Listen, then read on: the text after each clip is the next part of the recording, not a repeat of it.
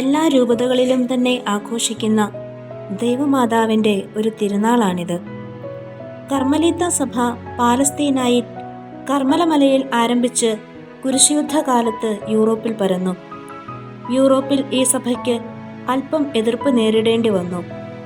ഇംഗ്ലണ്ടിലെ ഐൽസ്ഫോർഡ് ആശ്രമത്തിൽ നിവസിച്ചിരുന്ന വിശുദ്ധ സൈമൺ സ്റ്റോക്ക് ആയിരുന്നു അന്നത്തെ സുപ്പീരിയർ ജനറൽ.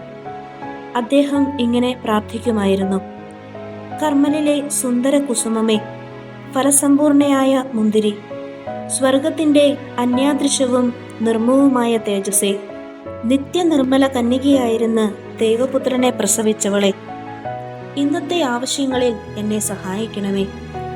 സമുദ്രതാരമേ, എന്നെ സഹായിക്കണമേ, രക്ഷിക്കണമേ. അങ്ങ് എൻ്റെ അമ്മയാണെന്ന് കാണിച്ചു തരണമേ. 1251 ജൂലൈ 16 അർദ്ധരാത്രി സൈമൺ സ്റ്റോക്ക് പ്രാർത്ഥിച്ചുകൊണ്ടിരിക്കുമ്പോൾ വാനവഗണങ്ങളുടെ അകമ്പടിയോടുകൂടി കർമ്മല മാതാവ് പ്രത്യക്ഷപ്പെട്ടു.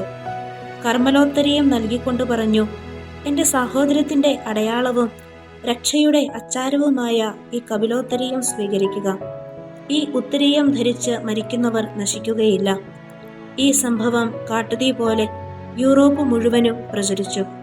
ക്രമേണ ലോകമാസകലമുള്ള എല്ലാ ദൈവമാതൃഭക്തരും കർമ്മലോത്തരീയം ധരിക്കാൻ തുടങ്ങി.